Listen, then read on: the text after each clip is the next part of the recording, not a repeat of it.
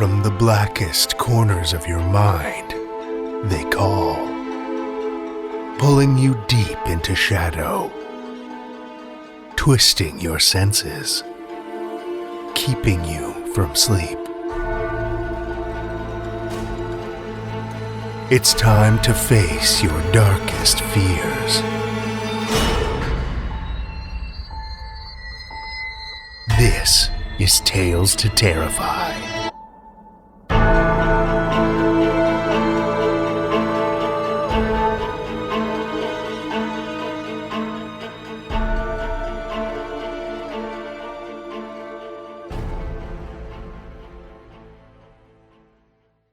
Good evening, children of the night, and Happy New Year's Eve. As promised, we have a little bonus for you to cap off the year. A dark tale of a not-too-distant future, coming to us from the creative mastermind behind the soon-to-be-released Dark Matter magazine, Rob Carroll. Dark Matter magazine is just days away from releasing issue 1 out into the world. And to give you a little taste of what's in store, Rob has given us this story to produce and share with you. You can also find additional content over on their website, darkmattermagazine.com. Plus, you can check out subscriptions, swag, and other goodies at their store, darkmattermagazine.com/store. Dark Matter serves up science fiction on the darker side of the universe, exploring the shadows that lurk in the dead space between stars, and the specters that haunt our infinite futures. They've got some excellent fiction lined up for their inaugural year, featuring several writers you've heard before right here on Tales to Terrify. I highly recommend checking them out if you're into that delightful blend of sci-fi and horror, like I am. Here is just a taste of the kind of tales they offer, penned by the editor-in-chief himself. And stay tuned after the story for a discussion I had with Rob back in the summer of this year, where we talk about the new publication and the state of dark science fiction in general. Children of the night, join me for Rob Carroll's Violated Terms of Service, first published on the Dark Matter magazine website.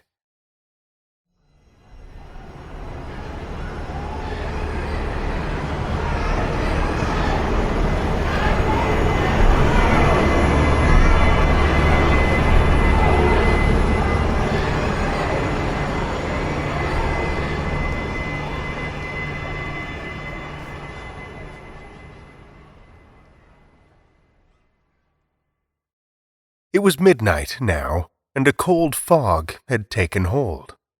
Dr. Foster, who was stuck in the thick of it and seemingly adrift, shifted impatiently upon his uncomfortable seat inside the tiny rowboat and cursed the way it rocked so terribly beneath him. He brought a cigarette to his lips and lit it with a trembling hand. "Do you even know where we are?" he asked. His voice was desperate, and this, upon immediate reflection, embarrassed him. He took a drag of the smoke and peppered the ash into the water. Dr. Parsons grunted as he pulled back on the heavy oars. "Put that damned thing out." He emphasized the word damned for reasons that to Foster seemed petty. Dr. Foster shot his colleague a wounded look. "I smoke when I'm nervous, okay?" He took a deliberate drag, just to stick it to his surly critic, but choked when he caught a sudden movement in the water. Gripping the side of the boat with his free hand, while still elevating the glowing cigarette above the splashing water with his other, he coughed violently in the direction of Dr. Parsons. This was not on purpose, but as far as Parsons was concerned, it might as well have been. "Damn it, Foster!" Parsons exclaimed, turning his head to avoid the indignity. "Did you see that?" exclaimed Foster, pointing at the water with his trembling cigarette. "Something down there was moving." Dr. Parsons slapped the indulgence from his colleague's hand, embers flying as the smoke pinwheeled into the void. "All I see is an idiot," said Parsons.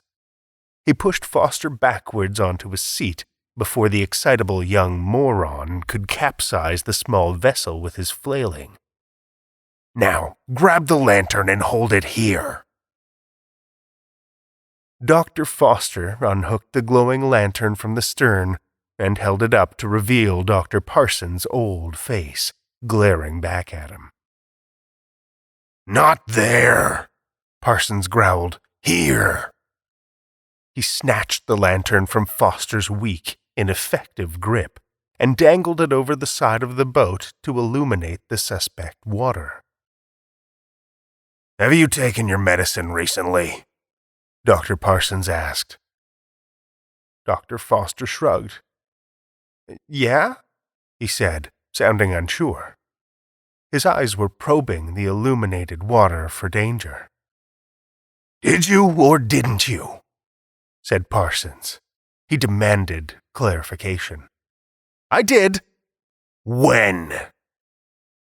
I don't know, like 20 minutes ago or something.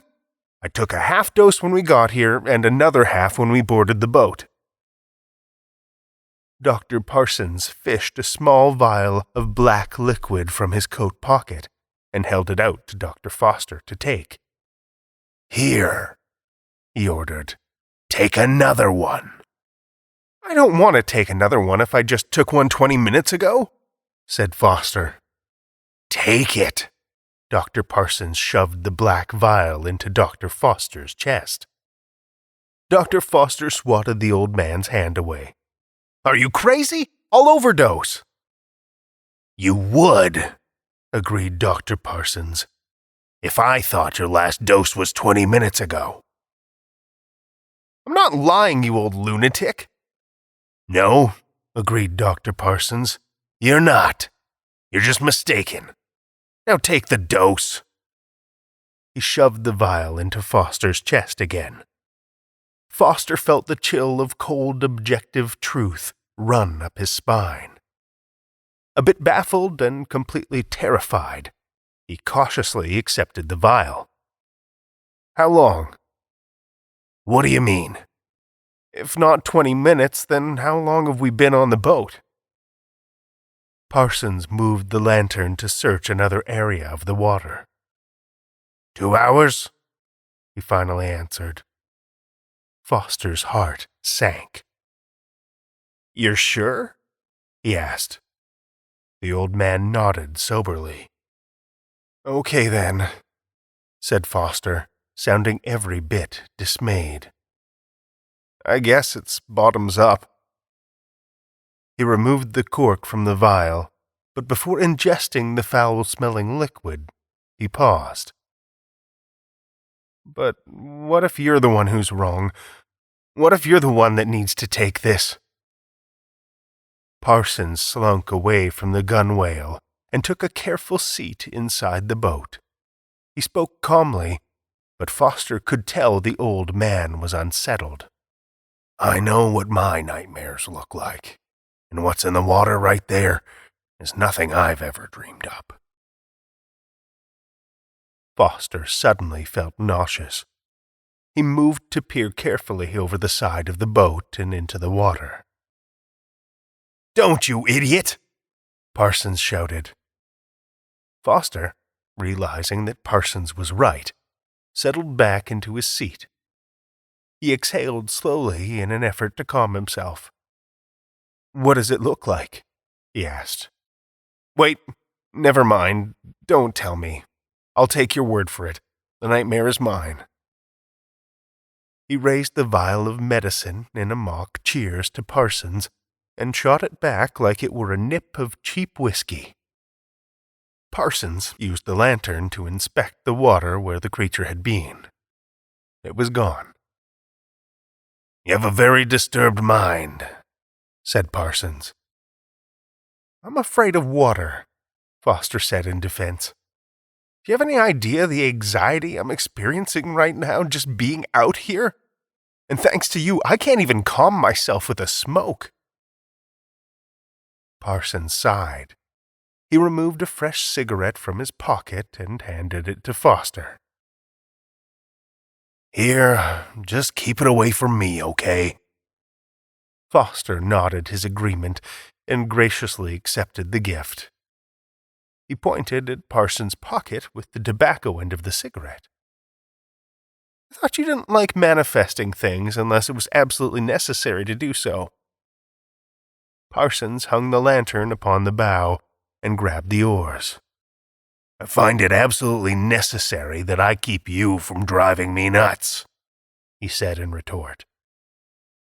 Foster accepted the remark with a knowing shrug and happily lit the cigarette upon his lips. "So what do you know about this Dr. Atwater? Is he really as weird as they say?" Parsons snorted. "Dr. Atwater is the strangest man I've ever met in my life. But I think that goes without saying. I mean, look around you, Foster. What kind of man do you think lives in a place like this?" "A troubled one," Foster said, mumbling over the cigarette still perched upon his lips. He took a drag from the cigarette and blew the smoke out over the water. "They say he went all cuckoo after his wife died." Parsons labored again with the oars. He grunted with each methodical stroke. "Who's they?" he groaned. Foster shrugged. "You know, other doctors in the field, other quantum psychoanalysts." Parsons acknowledged the rumors with a healthy bit of skepticism. "I'm sure that was part of it," he agreed. He pulled on the oars and grunted. "But I knew him before his wife's passing, and he was odd even then. To be honest, I think her death only amplified the crazy that was already in there." "And now he lives here," said Foster. "And now he lives here," Parsons affirmed. Foster huffed. "Talk about losing yourself in your work." "No," Parsons disagreed. "This isn't work anymore." He scanned his foggy surroundings with a morbid curiosity. "This is obsession." Foster agreed half-heartedly. "Yeah, but the engineers that used to be assigned to his project say he's actually quite brilliant. According to them, he made significant strides in the areas of psychosubjectivity before his funding was cut. They said he was this close to solving the tarot problem." "Oh, I have no doubt he's brilliant," said Parsons. "I knew the man, remember? But I'm also quite sure that he's dangerous. Dr. Atwater may seem normal at times, Foster, but don't be fooled. It doesn't take much for him to become completely unhinged." "It's a good thing they sent 2 PhDs to apprehend him, then," Foster chided.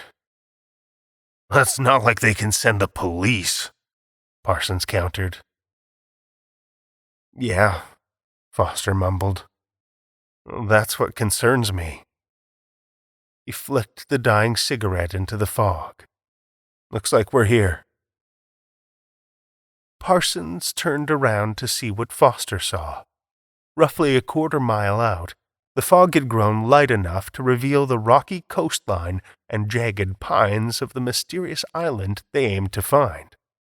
A few hundred feet from the water, nestled amid the moonlit evergreens, was a crumbling old manor house. The house was dark, save for a single lighted window on the second floor, and in that window stood the rigid silhouette of a man. "Who wants to knock?" Foster asked. "Should you knock, or should I?" "Don't be an idiot," Parsons scolded.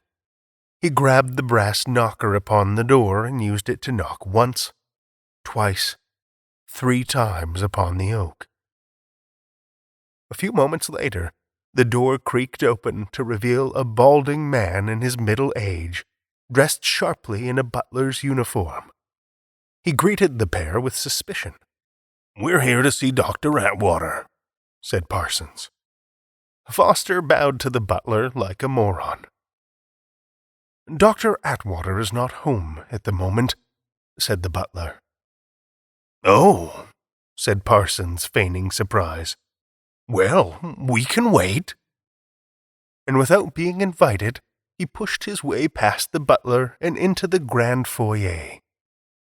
Foster, meanwhile, waited for the butler to go in pursuit of Parsons before he, too, slipped inside and quietly closed the door behind him. "I'll have you know that this is private property," said the butler to Parsons. "You have no right to be here." "Neither of those statements is true," argued Parsons. "But I wouldn't expect you to know any better, seeing as you're just a figment of Dr. Atwater's imagination." He pointed to a stone fireplace. "Is there any way we can light this up? It's quite dark in here." The butler snapped his gloved fingers, and a fire burst to life inside the hearth. It crackled peacefully and emitted a pleasant warmth. The butler then spoke sternly to the rude intruder. "And I'll have you know that I am not a figment of anyone's imagination, Dr. Parsons. But I wouldn't expect you to know any better. You've always been quite senile." "He's right," said Dr. Foster.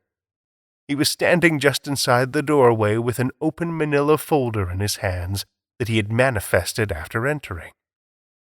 He pointed to a paper contained within the folder. "Says right here, Dr. Alan Merriweather, age 53, employed by Lotus Technologies from 2096 to 2099. Terminated in the fall of that year.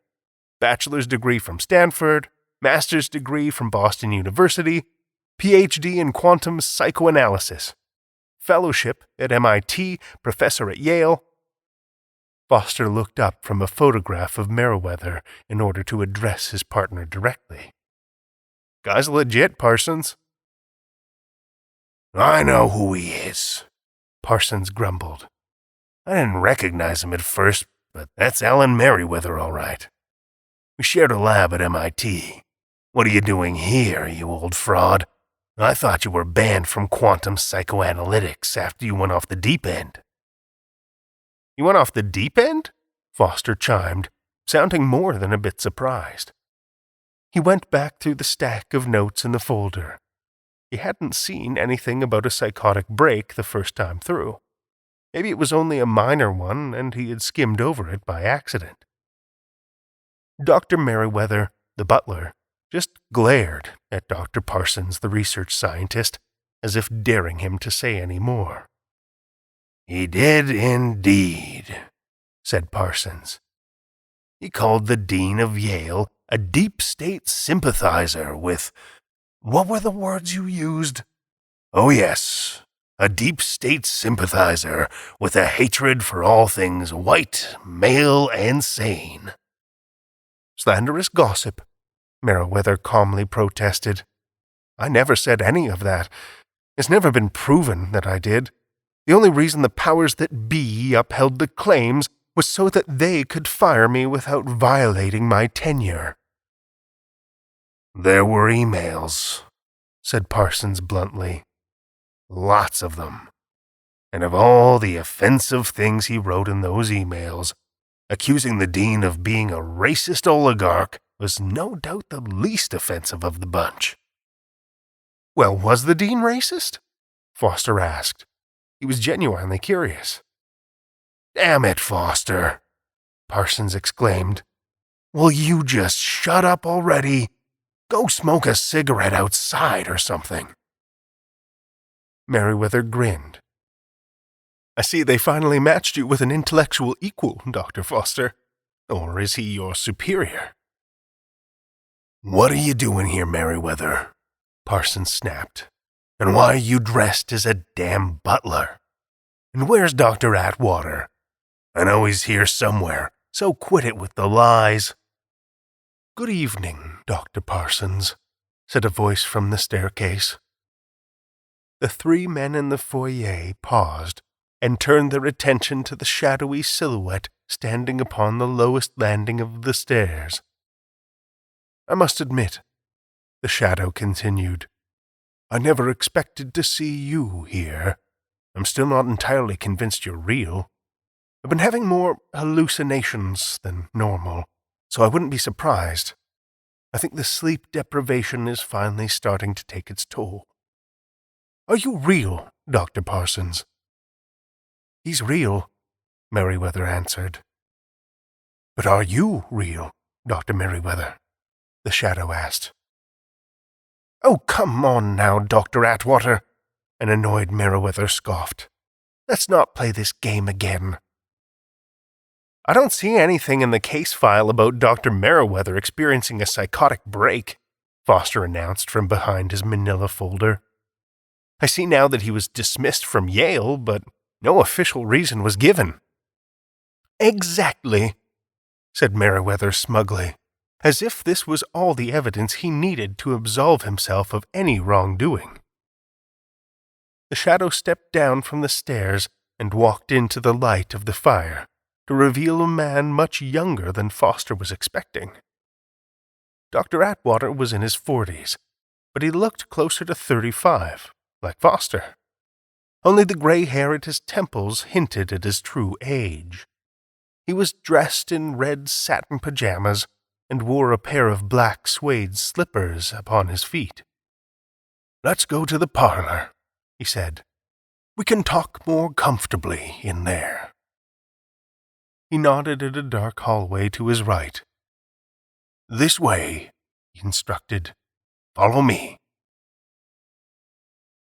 A modest fire crackled in the parlor's stone hearth, while the three scientists sat and drank, and the butler, also a scientist at one point, stood and dutifully served them.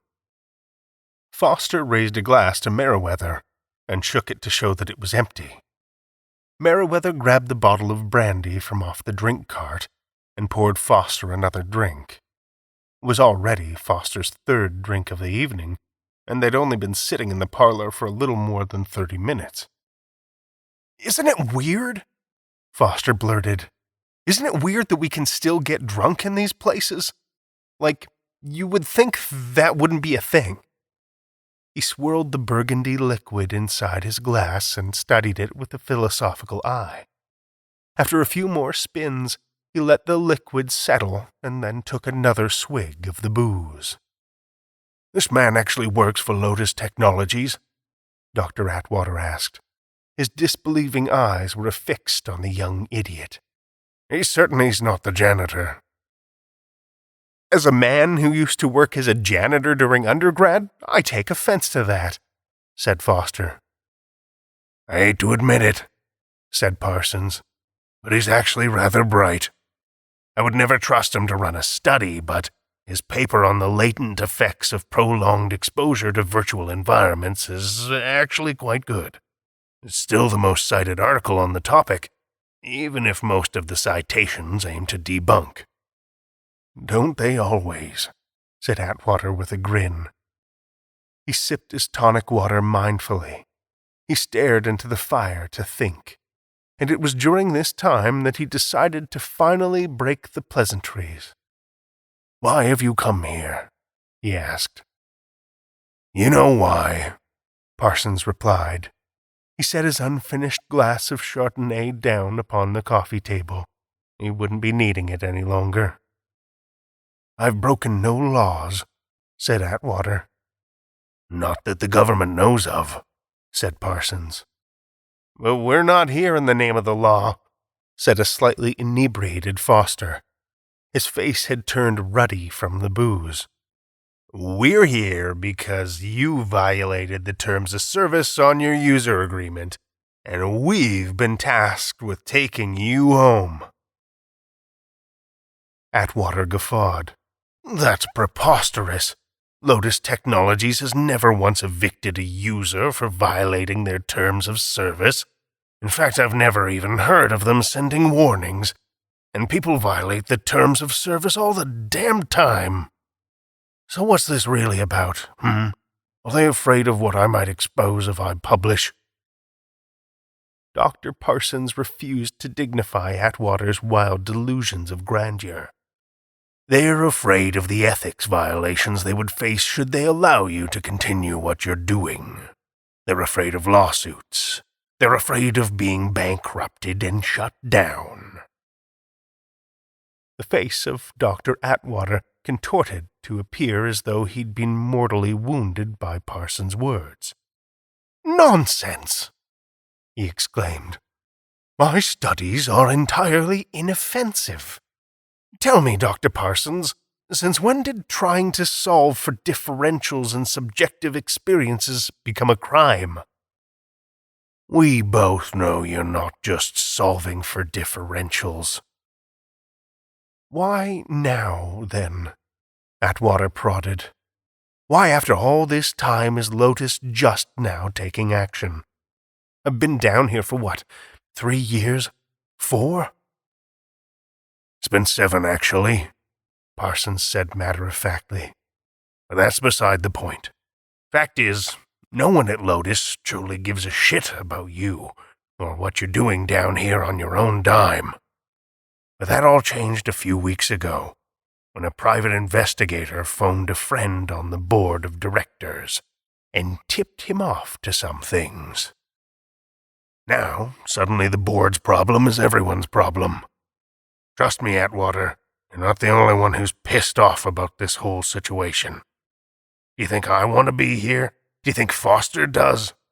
Do you think the engineers back at home office want to pull an all-nighter while we dick around down here trying to convince you to leave quietly?" Dr. Atwater slumped down into his chair and pouted. He stared stoically into the fire. "So, go home then. Don't make this your problem if you don't have to." Parsons sighed. "You know I don't have that choice." Atwater's eyes narrowed. "Why'd they even send you? Why didn't they just unplug me, or shut down the construct? I didn't ask you to come here and play nice." "They can't unplug you because that would be murder," said Parsons. His tone said something more like, "You know all this, so stop playing dumb." Atwater fumed. "I am on the verge of quite possibly the biggest breakthrough in our field since the scientific validation of dual mind theory and the invention of mind flow rerouting, and you want me to just walk away? To just walk away and what?" And then, without warning, he leaned forward in his chair and started shouting at the fire. "Let the God-fucking-damned board of God-fucking-damned directors take my work. Not a God-damned fucking chance." He snatched his glass of tonic water from the table and hurled it into the fire. The glass exploded inside the hearth. Foster had ducked down into his chair to protect himself from any flying glass, but Parsons barely flinched. "3 people have died in this construct since you took over here, Atwater," Parsons explained. 3. Lotus can write off 1 death as an accident, pay the fines, settle out of court. 2 deaths. Okay, that's getting a bit more suspicious, but nothing a good team of lawyers can't handle, especially when the victim was an addict with multiple prior convictions. But 3? And the 3rd victim is the nephew of a congressman? Be reasonable, Atwater. Did you really think that they wouldn't come for you eventually? That boy was an idiot, and his death was no fault of my own. None of them were. Merriweather can attest. It's true, said Merriweather. The boy was an idiot. He was a legacy at his father's alma mater, for God's sake. He couldn't possibly have graduated on his own merits. In hindsight, I should never have hired him on as a research assistant. But good help has been hard to find these days.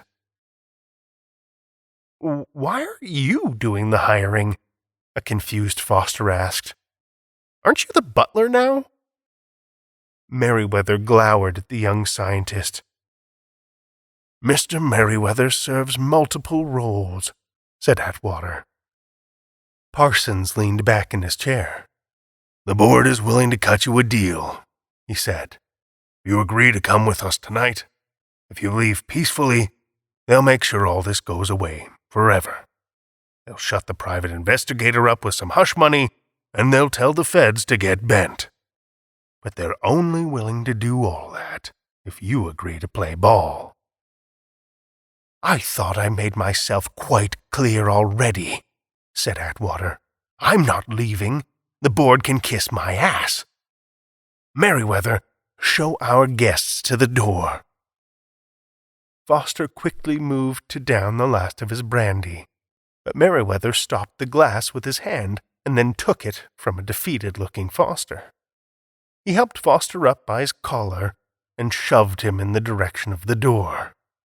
"That way," he commanded. Parsons, meanwhile, rose slowly to his feet, but instead of heading to the door with Foster, he turned and looked down at the seated Atwater, who was breathing fast and heavy as he continued to stare furiously into the fire. "At least let us stay the night," Parsons pled politely. "We can't be unplugged until the morning. The station chief already went home for the night, and you know the boys in engineering won't let us out of here until they get the stat chief's signature on the request forms. And don't say they should just page the stat chief. The man is a bastard. He'll make it hell for everyone if they ring his phone at this hour." Atwater said nothing in response. He just stared soberly into the fire. Parsons frowned. "Are you really going to make us sleep out on the boat? Foster can't even see the ocean without wanting to shit his damned self."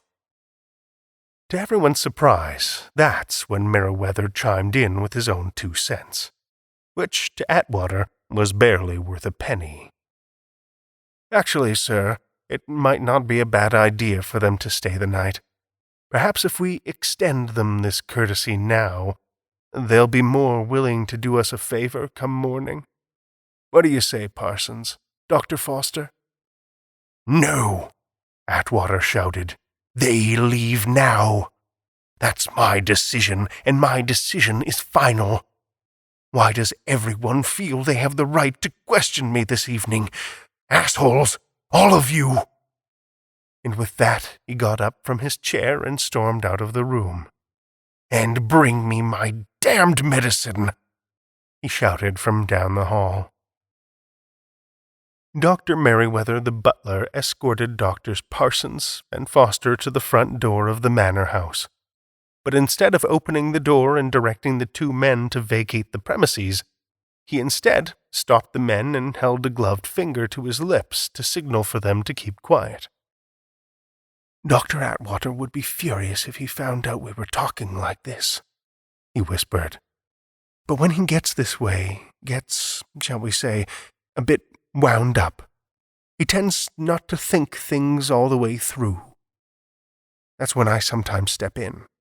And from where I stand, I see no reason why we all can't cut a deal that will work out nicely for everyone. I mean, really, Dr. Parsons, Dr. Foster, you're scientists, for God's sake, not repo men. Since when does the defense of a dissertation qualify you to do their dirty work? It's bullshit.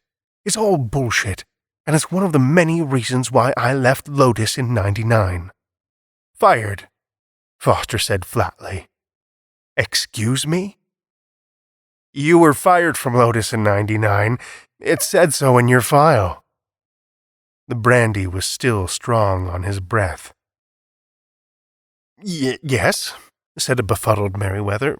"Technically, but I was on my way out already. They only fired me to save face." "Ah," said Foster. He was not trying to be condescending, but that's exactly how it came across. Merriweather closed his eyes and took a deep breath. "Anyway," he continued, "I think it would be best if you both spent the night here, inside the quiet comfort of House Atwater." Parsons narrowed a skeptical eye. "And in return?" he asked.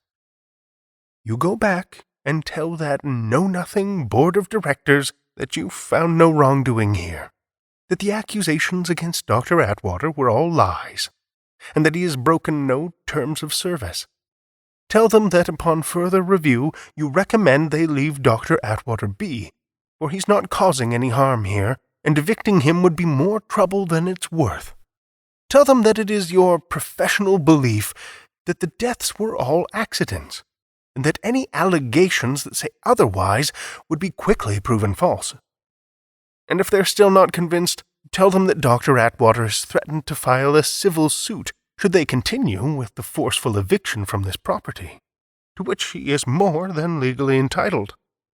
And furthermore, that it will be during the discovery phase of this lawsuit that attorneys will conveniently find some very incriminating evidence involving multiple members of the board and their close relatives. Parsons was quick to point out a flaw in Merriweather's plan. "And what's to stop us from taking your deal, heading home tomorrow, and then telling the board the exact opposite of what you just proposed?" Merriweather smiled wryly. "One day at a time, Dr. Parsons, one day at a time." "I think we should take the deal," said Foster. "Smart young man," said Merriweather with a grin. "Are you certain he's not your superior, Dr. Parsons?" Parsons glared at Merriweather. "We'll take the deal," he said flatly. "Excellent," said Merriweather. "Let's go quietly, then. We don't want Dr. Atwater to learn of what we're doing. That would be good for no one, least of all me." Dr. Foster leaned against the open bedroom window in a pair of borrowed satin pajamas and nervously smoked his cigarette. When not taking a drag from the cigarette, he held it outside the window so as not to allow the room to fill with smoke. He didn't want Dr. Atwater to happen by his room and be alerted by a strong smell coming from inside. He was taking one last drag when a soft knocking came upon his door and caused him to jump with heart-stopping fright. He quickly tossed the still smoldering butt out into the yard and quietly closed the window shut. He then made himself small beside a large mahogany wardrobe, so as to keep out of sight should someone open the bedroom door to inspect.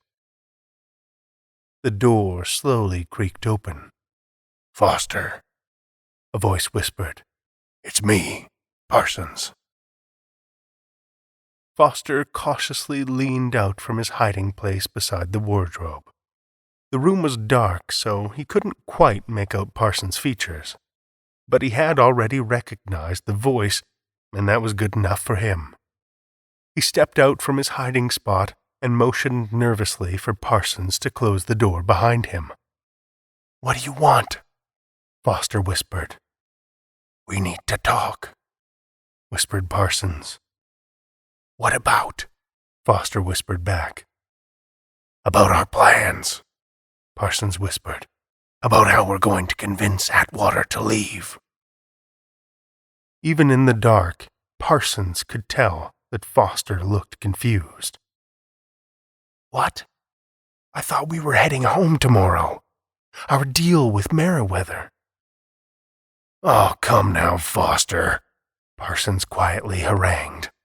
"You didn't think I was being serious, did you? I only agreed with Merriweather's position in order to buy us some time." "Oh," said Foster, sounding more than a bit disappointed. "I really thought we were going home tomorrow." "We still can," whispered Parsons, "if we accomplish what we need to tonight. Come morning, Atwater will have no choice but to follow our every command." "I don't think I like this," whispered Foster. "Too bad," whispered Parsons. "You chose to work in industry, Foster. If you wanted the easy life, you should have gone into academia and worked your way towards tenure." "Well, it just so happens I have a friend quite high up at Princeton," Foster snapped back, So maybe I'll just phone her up when we get home and see if I can get a job by next semester. Won't pay as much, but who cares? Meriwether is right. This line of work is bullshit. Parsons had no desire to argue. "Get dressed," he whispered, "and meet me downstairs in the foyer in 10 minutes. Oh, and don't forget your medicine." And without providing any further explanation, he took to the door and left. 20 minutes later, Foster descended into the foyer to find Parsons pacing nervously about a medieval suit of armor that was on display beside the extinguished stone hearth. Upon seeing Foster, Parsons stopped his pacing and hurriedly motioned for Foster to come his way.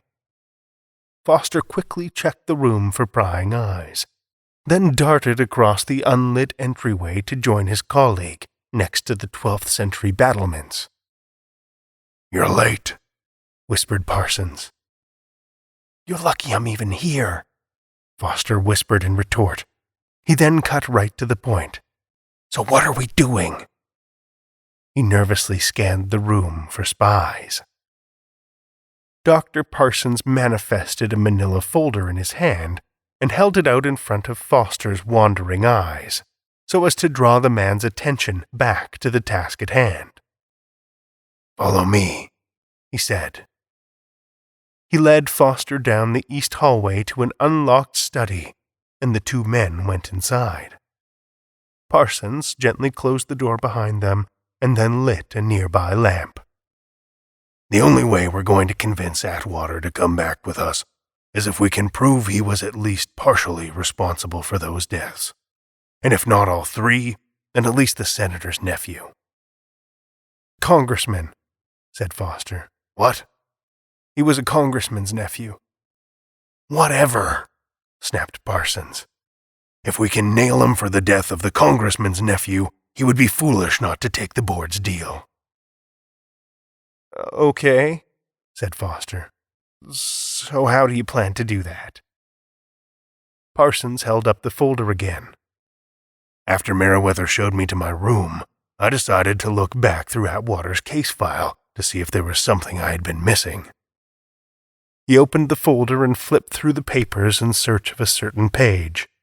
Upon finding it, he walked over to Foster and held the folder open in a way that allowed both men to see the documents inside. He pointed to a specific section of the text. "It's not much, but it turns out that it is exactly what I was looking for. This is from 3 years ago, roughly 14 months before the first casualty. Allow me to read it to you." Parsons took the folder back, cleared his throat, and read the section aloud. "Lotus Technologies refutes Dr. Atwater's claim that the company took deliberate action to degrade the quality of his construct and hopes that he would self-vacate the space. In accordance with the contract Dr. Atwater signed on December 6, 2098, he agreed to the expressly stated possibility that degradation of his construct could occur, and that in the event that degradation did occur, he would have no right to file claim. Lotus Technologies is not responsible for system degradation due to subjective incompetence, interference, or incapacity, and is only responsible for system degradation of the objective experience if said degradation occurs within the initial 18 months of occupancy, or within the 24 months extended warranty purchased upon signing." Foster then pointed to the bottom of the page. "And then there's a footnote.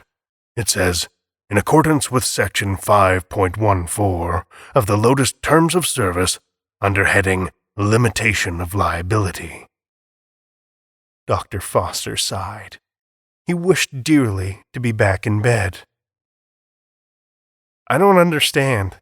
What does this have to do with anything? I thought the whole violation of the terms of service thing was just a bit. Some bullshit we'd say to get him to give up." Parsons was more than happy to explain. "It was. And that's why the terms of service complaint documented here is not what interests me. I'm interested and what the terms of service complaint was referencing. At first, I thought nothing of it. I just assumed Dr. Atwater was fed up with the way his place was generally gone to shit. Foster eyed the cobwebs, the peeling wallpaper, the patches of black mold. That's an understatement. But, Parsons continued, Atwater was actually being much more specific than that. He flipped back a few pages and pointed to a number of specific lines in the notes. On 3 different instances, he specifically references his wet lab as the space most suffering from degradation. And over here, he references decaying plates of assays, dozens of them. So? Parsons flipped to the back of the case files to reveal a floor plan of Atwater's house. According to the official floor plan filed with Lotus, this house doesn't have a wet lab. I mean, sure, maybe one of these rooms can serve as a simple research lab, but not a wet lab, and not a lab that would run the large number of assays Dr. Atwater claims to be working with here. A rush of adrenaline slapped Foster awake. You're not suggesting what I think you're suggesting, are you? I mean, I get it. Atwater's crazy, but he's not that crazy. And besides, do you really think he could create a subjective subspace even if he wanted to? The concept is barely theoretical. And if, by some chance, someone, somewhere, somehow succeeded at creating something like this, you and I both know they didn't live long enough to report their findings. Exactly, said Parsons. I think that's how the 3 lab assistants all died. Atwater was using them as guinea pigs to test the integrity of his subspaces. Foster shook his head vigorously. No way.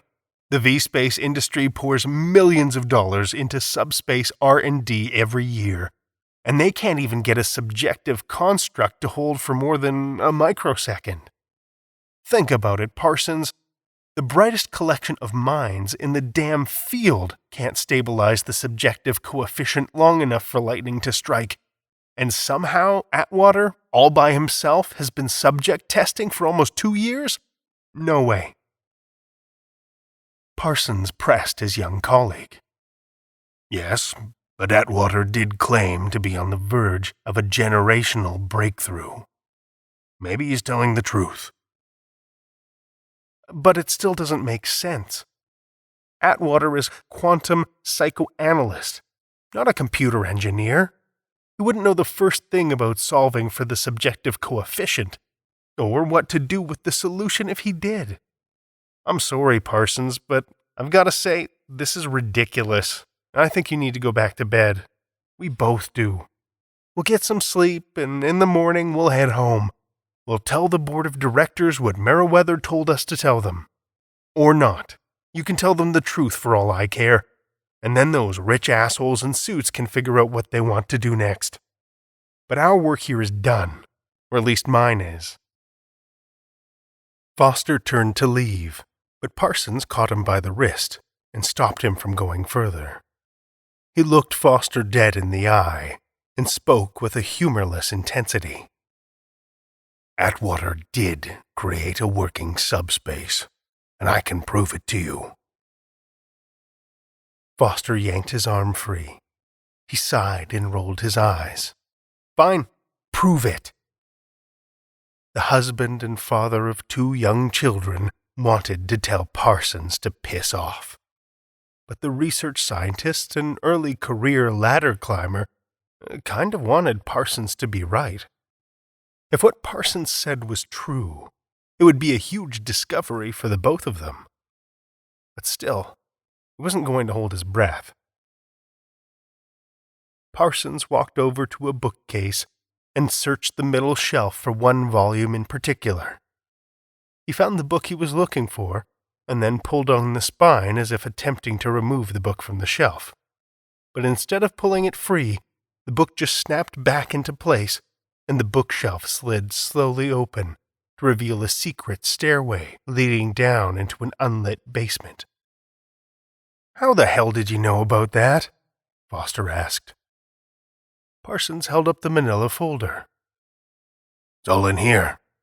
This passage is part of the licensed floor plan on file with Lotus. It's what's at the bottom of these stairs that's not. The two men descended the stairs to find a narrow tunnel that terminated in a dead end. They walked to the dead end and stopped there. Did you remember to bring your medicine? Parsons asked. Foster began to feel a bit nervous. I did, he replied. Good, said Parsons. Take a dose now. If I'm right, you're going to need it. Parsons unmanifested the manila folder and then manifested a vial of medicine. He shot it back without a second thought. Foster reluctantly followed his colleague's lead. According to Atwater's movement tracker, he spends a disproportionate amount of time in this very spot, despite there being nothing here. According to the tracker, he stands in this very spot for hours, sometimes even days at a time. Odd, right? Maybe he sleeps down here? Said Foster. Maybe this is where he goes when he's depressed and wants to be alone. It wouldn't be the weirdest thing about the guy. Exactly. There are too many logical explanations, which means the computer would never flag the behavior for investigation. What with privacy laws and all. Atwater knows this, too, and I suspect it's why he was too lazy to cover his tracks. Tracks to where? To the subspace, said Parsons. He then pressed his fingers against the dead end and watched with a mixture of fear and excitement as his hand disappeared into the wall. Foster looked on in amazement. Parsons looked back at Foster and grinned triumphantly. He had been right. Dumbfounded, Foster could only manage a disbelieving chuckle.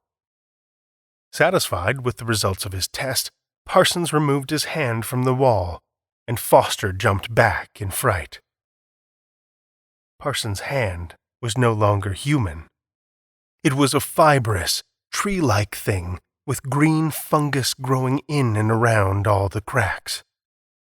Parsons' first instinct was to desperately shake his hand free of the foreign matter. But after a number of failed attempts, each attempt becoming increasingly more desperate, he was finally forced to accept that his hand was now a fungus-infected plant. Don't worry, said Foster, sounding more than a bit uncertain. I'm sure it's nothing to worry about. None of this is real, after all. He was horribly transfixed on Parsons' mutant hand. It had started to sprout leaves and birth insects that skittered up the old man's arm in a frenzy. Body horror, said Parsons, turning his hand over to study the demonic growth from both sides. It's one of my greatest fears. Well, then you seem awfully calm about it right now, an excitable Foster exclaimed. His own eyes were growing wider with terror. I think I'm in shock, said Parsons. He blinked the confusion from his eyes. I don't get it. I took the medicine. The subspace on the other side is obviously corrupted. You were right. This is probably how those men died. But holy shit, Parsons, I'm worried you're about to join them. The mutation just keeps getting worse. It's all the way up to your neck now. We need to get you out of here. Parsons just stared dreamlike into the middle distance. I took the medicine, he murmured. My subjective influence on this place should be null. This nightmare shouldn't be happening. It can't be happening. Parsons, it's heading down to your waist now. Oh my God, that's sick. Stop what you're doing right now, shouted a voice from behind them. The two colleagues turned to see Dr. Atwater and his butler, Meriwether, standing at the bottom of the secret staircase. Merriweather looked ready to rush Parsons and Foster if it came to that. "Atwater!" Foster cried. "You evil bastard! Don't just stand there! Help us, damn it! Parsons is gonna die! Look at him!" "Get away from that man!" Merriweather shouted. "He's dangerous!" Foster looked over at his dear colleague. "Parsons, your legs! They're rooted to the ground!" Parsons had almost fully transformed into a decrepit old tree at this point, and the only reason he shouted was to cut through Foster's crazed screams for help. "Foster, tell my wife I love her, okay? Tell Louisa I love her." Foster stopped shouting for help, and he looked calmly into Parsons' eyes. He smiled, then he burst into hysterical laughter. "You're fucking nuts, Parsons. Fucking nuts with a capital N. I never should have listened to you. I never should have let you come down here. I should have stayed in bed, and tomorrow we'd be home." He frowned. "I have a wife and kids, for Christ's sake. My son! God, he's only 5. This will devastate him."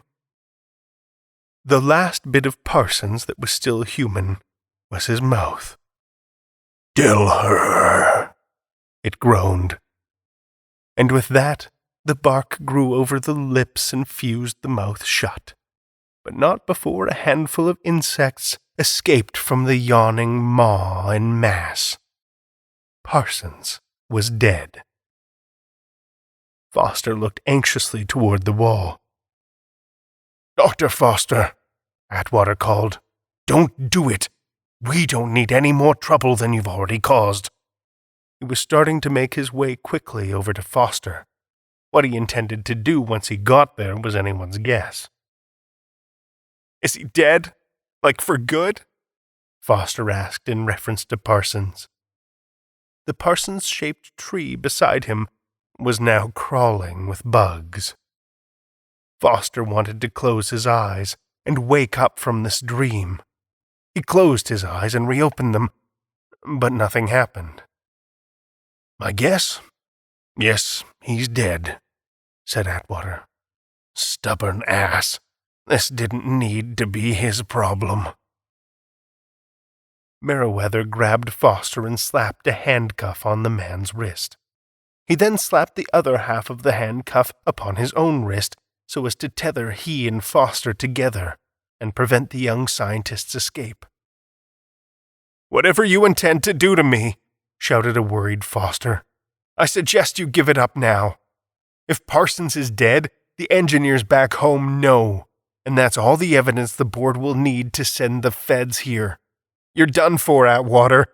You had your chance to get out of jail free, and you pissed on it. I hope it was worth it."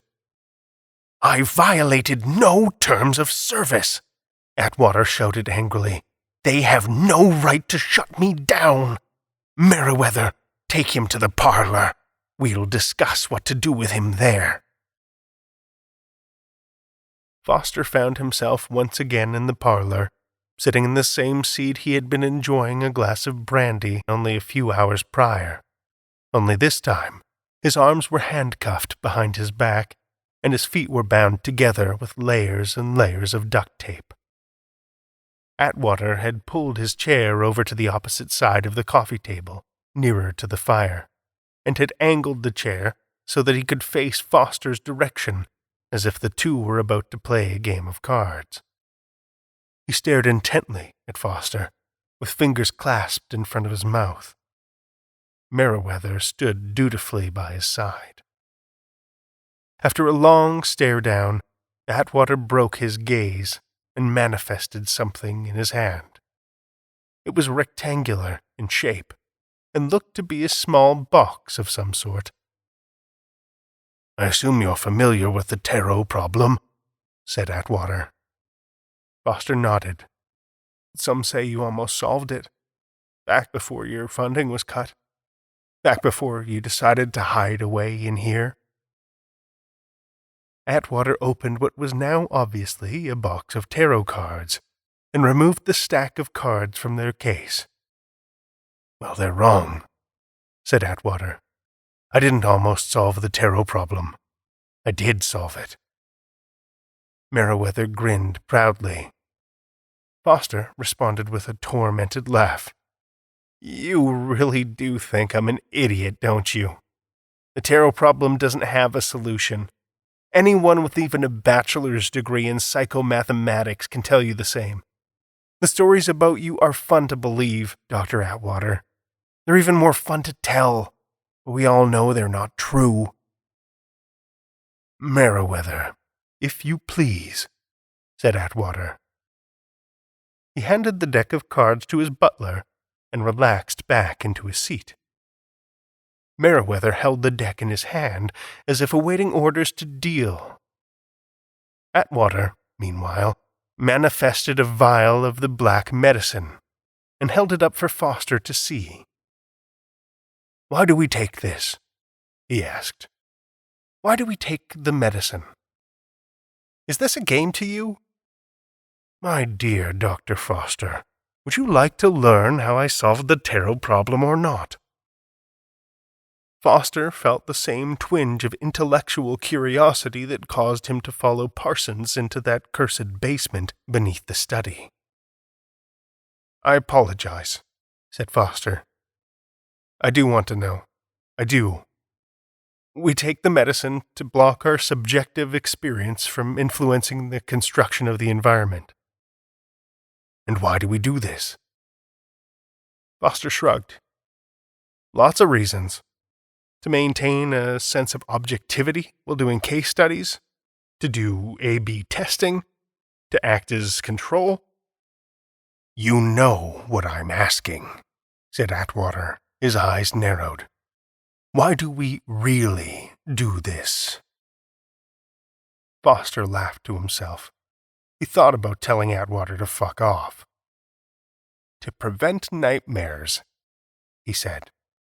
To prevent insanity. Atwater barely grinned. Think of a card, he told Foster. His eyes pointed to the deck of cards in Merriweather's hand. The Hanged Man, said Foster. Okay, and I choose death. Now, Dr. Foster, according to the tarot problem, who do you think is going to be right? Lotus systems use the hierarchy method, said Foster. When the system recognizes competing subjective requests, it ranks each requesting user by highest paid control of the space, weights those users by percentage, and then randomizes the outcome as determined by those percentages. The user that's paid the most money to be in the construct usually wins. So, under normal circumstances, I'd wager you'd win. But I'm a quantum psychoanalyst assigned to an active case, so I can deny any request you make. And in that scenario, I win. Do deny my request, then. I do. Merriweather, deal the first card. Merriweather dealt the top card face up onto the coffee table between the two men. It was the death card. Foster did not look impressed. There are a number of valid reasons as to why that would have happened. Besides, that's not even illustrative of the tarot problem. We're not finished yet, said Atwater. Now, tell me what would happen if you and I were equals in the construct, or if the construct was, for example, a tax-funded public space, which, due to regulations, must be egalitarian, with no favor given to any one particular user. Foster shifted uncomfortably in his bounded state. The handcuffs were on far too tight, and they were really starting to hurt. The default method, then. The system recognizes competing requests, weights all outcomes within a probability set in accordance with a number of variables, and then randomizes the results. And the null method? All competing requests are denied and no answer is given.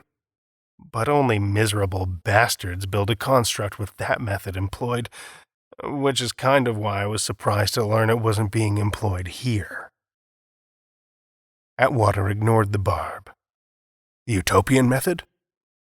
All subjective requests are awarded, even competing ones, which creates a logical fallacy and a breakdown of the system. Hence, the tarot problem. There is no way for us to both guess a different card and both be right, even if we're equal in the eyes of the system. Pick another card, said Atwater. The Tower, said Foster. And I picked the Devil, said Atwater. Meriwether, deal the card. Meriwether dealt the card to reveal the Devil. That's more like it, said Foster. I win. I knew I would. So you think you picked the Devil? Atwater asked. I don't think I picked the Devil, said Foster. I know I picked the Devil. Atwater looked up at Meriwether and exchanged with him an impish grin. You see, my dear Foster, the terrible tragedy of my great discovery is that no one will ever know I was right. I'm confused, said Foster. I'd expect nothing less of you, said Atwater.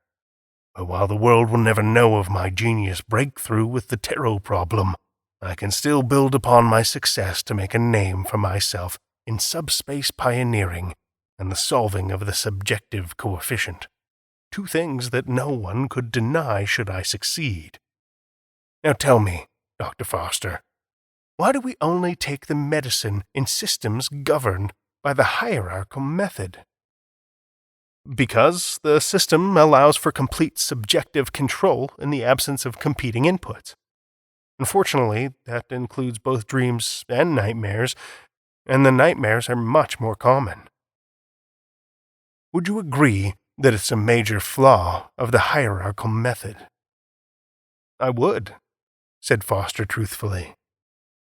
You see, Foster, we are in need of a better system. We are in need of a system in which people are freed from the yoke of both objective and subjective oppression. We are in need of a place where all people live in a blissful eternity of their own collective creation. We need to reject both the soulless life of isolation and the prison life of competition. But to do that, we need to be made ignorant of our differences and accepting of our lack of control. But acceptance is antithetical to a paradise of one's own design. So we must instead devise a system that convinces people that they are happy precisely because everything is within their control, even though, in reality, it is not. And my guess is you've created that system. No, but I'm close. I'm oh so very close. Parsons was right. I did create a subspace. At first I created it for my own creative whims. I thought up a wet lab, complete with hundreds of different assays, and tested to see if I could replicate proven results without the aid of an objective framework. The answer, if you're wondering, is I couldn't. But then it occurred to me, why was I aiming so small? I had created a subjective subspace, for God's sake. I should be testing the very limits of man. And that's when I recruited Meriwether here to join me. With his background in psychomathematics and my existing breakthroughs, nothing could stop us. But all we needed then was a test subject. A young lab assistant willing to do whatever it took to make a name for himself in this field. So Parsons was right. They did all die in the subspace. No, said Atwater. They died in the Lotus build. They died in the hierarchical system. That's what the board of directors found out. And that's why they're suddenly so worried. I've violated no terms of service, Foster. Lotus Technologies did. I don't understand. My utopian subspace worked. All my assistants reported the same findings upon return. Nirvana, they'd say.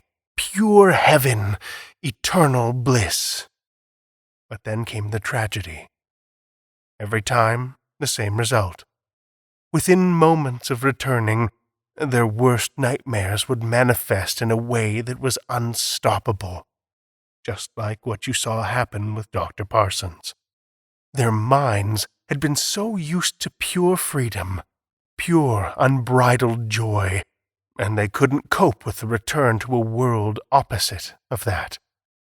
The nightmares returned like a cancer that had grown stronger in the absence of a healthy immune system, and they took over. The medicine was powerless to stop it. "You should have just told the truth," Foster admonished. "You should have just cooperated after the first accident. Your inability to let go of your damned ego led only to more needless death. You're a monster." Atwater sighed. "Perhaps," he said. "But all great scientists are pariahs of their own time. Why should I be any different?" "You're not a great scientist," Foster said with a mocking laugh. "You're a lying fraud." "Merriweather," said Atwater. "Yes, Dr. Atwater?" "Do you remember the first plan we had talked about?" Merriweather tried to hide a grin. "I do." "I've made my decision. We shall go with the first plan. After our business with Dr. Foster is finished, we'll move on to cleaning up the rest of this mess. I expect we'll be getting a visit from the feds soon." "Most likely," Merriweather agreed. Atwater turned his attention back to Foster. "My dear Mr. Foster, here is what I've decided. As you probably suspected already, I can't possibly let you go home." "For Christ's sakes, Atwater, I have kids." "And I'm sure they'll miss you dearly," said Atwater. "I also can't let you stay here. I wouldn't want you getting loose or somehow finding a way to escape.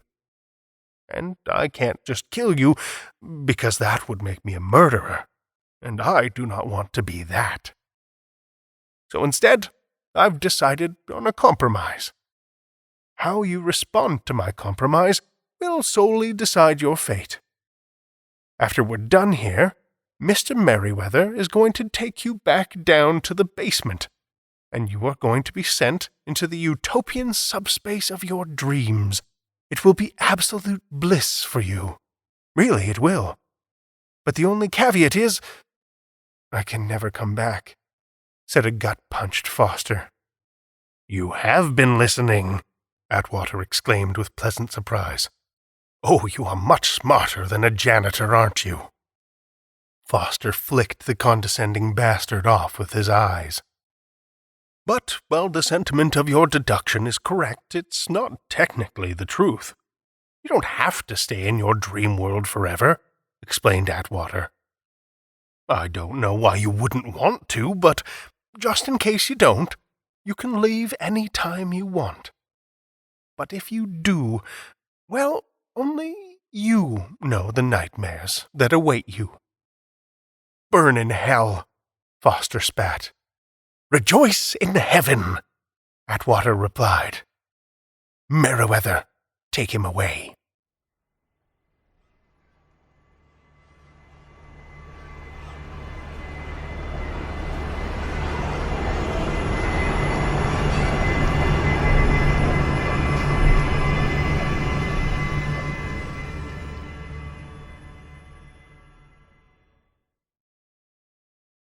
"Hey, Rob. How's it going?" Good. Whirlwind, that's for sure. "Oh, yeah, I bet. I can imagine that's a lot of work planning and launching a new publication. That must have taken up a lot of time over the last few months, trying to figure out all the logistics." Yeah, in the beginning, when we were just starting out the inception of it, I never would have thought it would have grown this fast. And not to say that it's huge or anything, but it has grown at a quicker pace than any of us had expected.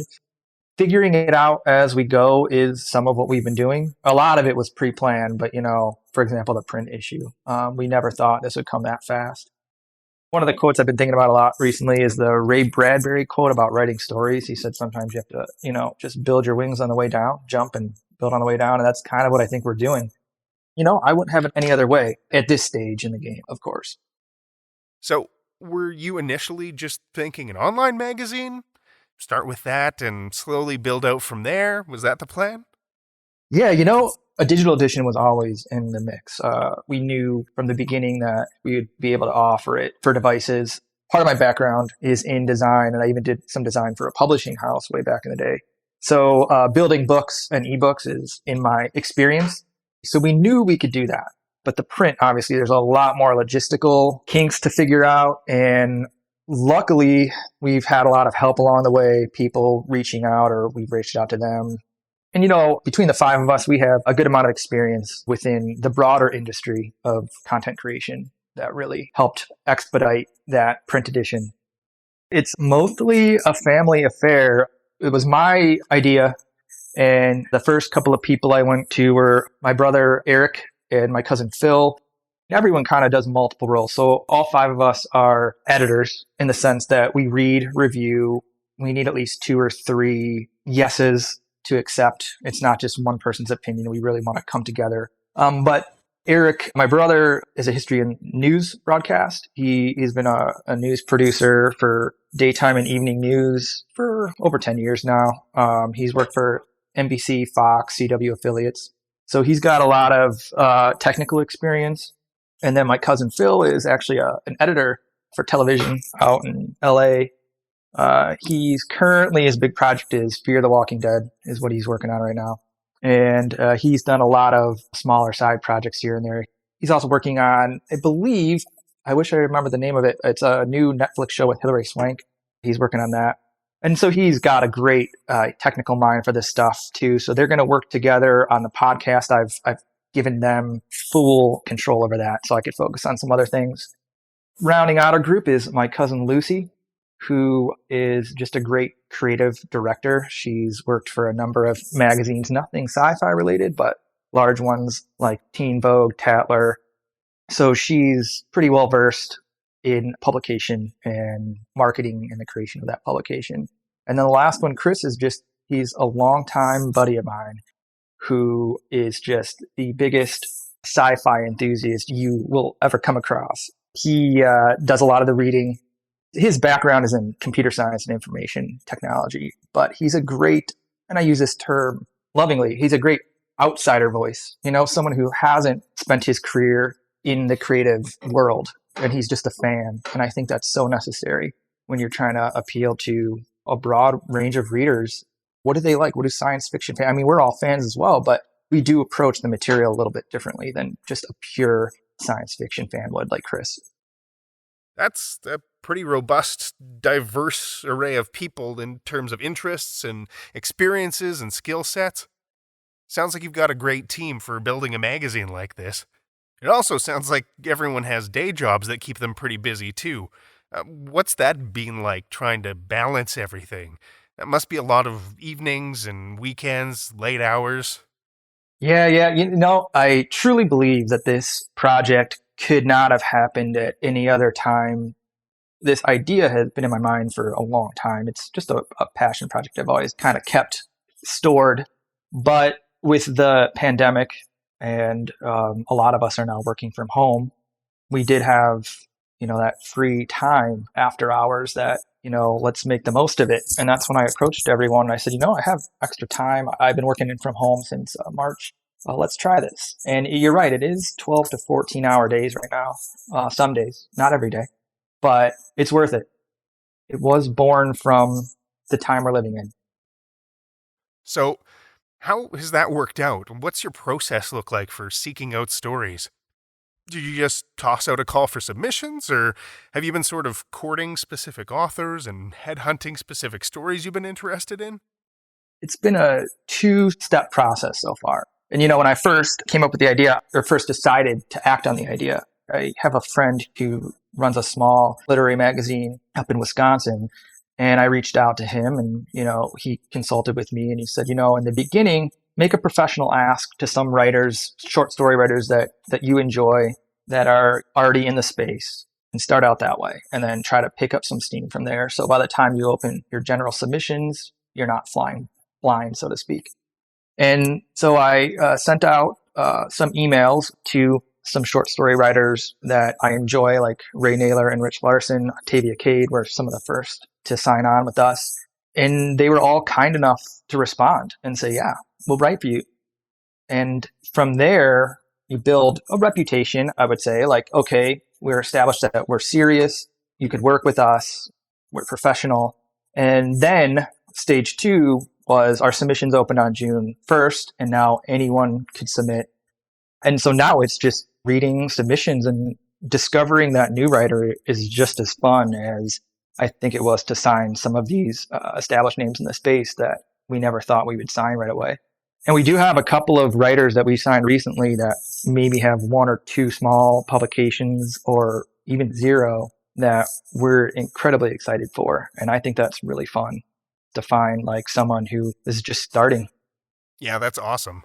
Helping to not just showcase authors who are established, but, helping to build that community. Finding that, who's that unknown person who's going to submit that story that just blows you away and then helping them get their footing.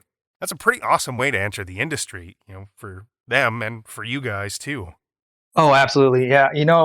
It's one of those things as someone who likes to write myself. It feels good knowing that you were able to help that person along. I don't want to overstate what an editor does for a writer's career. The writer is the content creator. They're the main force of their career and their art. But, it is nice to be that person that, gave them that first little nudge into the arena, so to speak. I will remember those first writers fondly. So do you work together with writers, or do you only accept finished, polished manuscripts? And have you received any stories that you've thought, there's a ton of promise here, and offered some, coaching and support to help get the story to where it needs to be? That has been one of the things we've talked about in our editors meetings is the short story space is a little different than, for example, working for a publishing house with a prospective novelist, in the sense that for novelists, you can give developmental edits. So you could work to craft the novel a little bit better. Short stories are more kind of, are they already crafted or are they not? With that said, I've reached out to some authors that I gave them some development edits and I go, if you're willing to work with us, I don't want to tell you how you should express your art, but these are some things we've noticed. And every time the writer has been extremely receptive to that. And a couple of them, we've signed them because they were willing to work with us that way. But you're right. There are some times when, talent when you see it or when you read it. And sometimes it's just like, ooh, it just needs a tweak or 2 here. And you don't want to let that person go. And short stories aren't really the avenue for development edits, but we've tried that and it's worked every time. So when you say short stories, what kind of length do you usually look for? What kind of word count? Yeah, word count right now, we're looking for 1,000 to 5,000 words. So that pretty much constitutes either flash fiction or a pretty decent sized short story. We would love to go longer. I personally am a huge fan of novellas, but we do have issue budgets. And now with the print magazine, we'll have a page budget as well. Obviously, we're talking about prose fiction mostly, but is Dark Matter going to include any other types of content too? Poetry, art, that kind of stuff? So every issue will have a cover artist that we've commissioned. It will either be a reprint that already exists, or we'll commission a new piece. Interior, actually, our first issue has some artwork. Arula, she's also a writer. She's written in Clark's World. We also do have some poetry signed. We're not accepting poetry submissions yet, but we are moving in that direction because we did have a lot of support and requests for both poetry submissions and poetry to be available in the magazine. And then online, we'll have reviews and interviews. We don't know if that's going to translate into the actual issues, but our website will have author interviews and we'll have science fiction book reviews. A number of authors have already sent us some work that they would like us to take a look at, and we're doing so right now. And then we are in the very early stages of talking about short science fiction comics in the interior of the issues. That sounds awesome. So lots of variety for readers anyway. Obviously, science fiction is a pretty big passion of yours, and I would guess for the other members of the team too. What drew you to science fiction to begin with, especially dark science fiction? Science fiction, I was a small kid in the 80s. And if you look back at that time, 80s science fiction movies, even cartoons for children were very kind of out there. But I think that is really what started me at a young age loving the genre.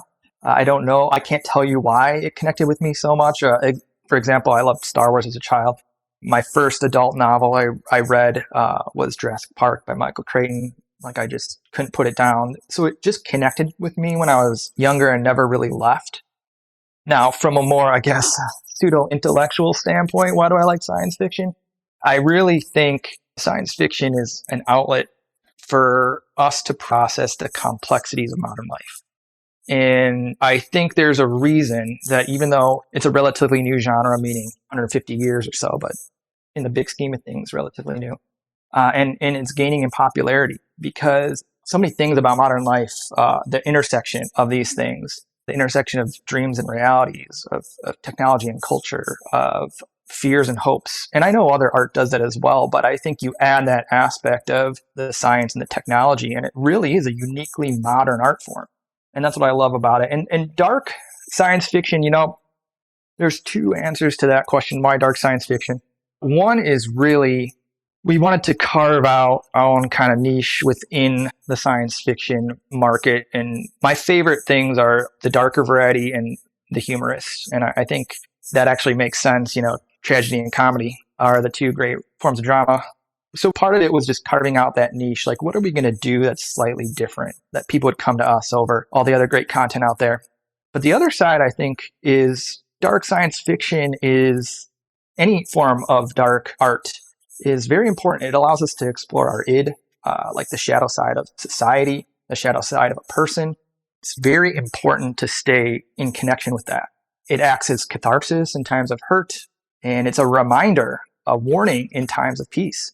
These are the paths that we don't want to tread again. People have asked me why dark now when the world is dark. And I think, well, what better time for people to, especially artists, to express that pain and that hurt, to seek that catharsis than right now. We also do accept comedy as it states in our submission guidelines. It has to be, a darker satire type comedy, but we've accepted some pretty funny pieces, I think. So I think there's going to be a nice mix. It's not going to overwhelm people where they're going to close the issue and just feel depressed. They'll just have some things to think about. That's great. Honestly, I love the interplay between styles and genres. I think a lot of my favorite stories seem to happen when the genres bleed into each other. Science fiction and horror especially seem to have just such an intriguing relationship.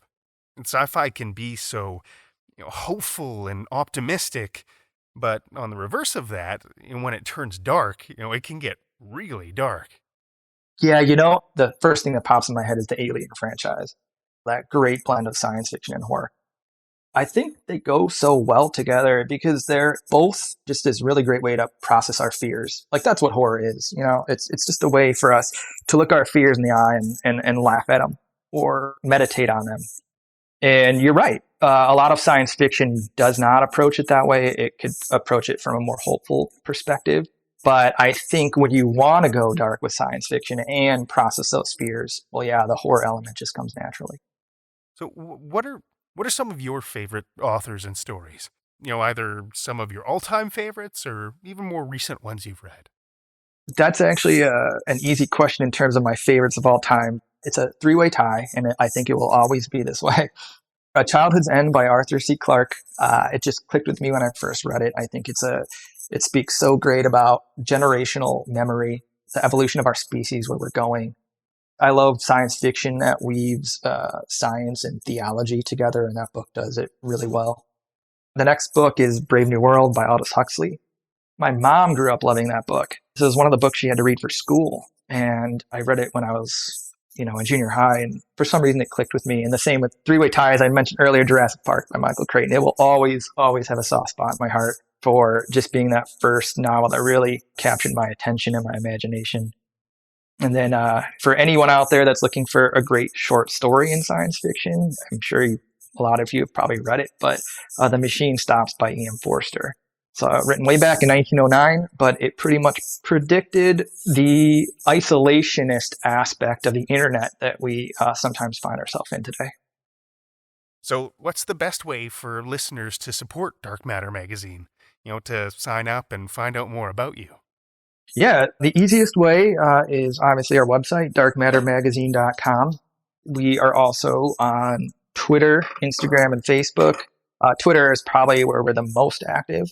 Also, if you are interested in getting updates about subscription news or new author signing news, submission news, you could sign up for our emails on our website, and you'll also get content packaged in a newsletter as well. Can you give us a little sneak peek of what's inside the first issue? And what can we expect from it? The first issue is always going to be special to me. Every author in the first issue was someone we reached out to.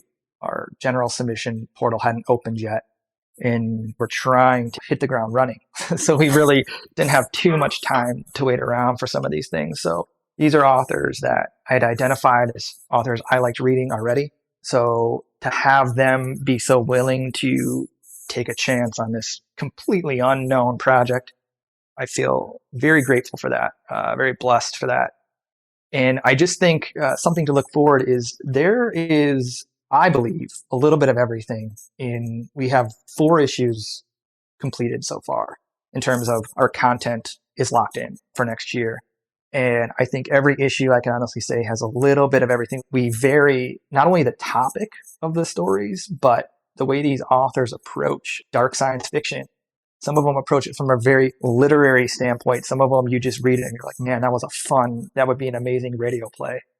Some of them structure it like a more traditional 3-act, omnipresent narrator structure. And some are just doing really creative things with letters and the epistolary. It's really cool. You're not going to see the same story twice. Let's put it that way. Thanks so much for taking the time to chat with me today, Rob. I'm excited for the first issue to check it out. Is there anything else, though, you'd like to add before I let you go? Just, I guess one more time for your listeners, darkmattermagazine.com is the website. And if you like Tales to Terrify, which I'm assuming you do if you're listening to this, I think we'll have some content that you'll also enjoy if you want to check us out.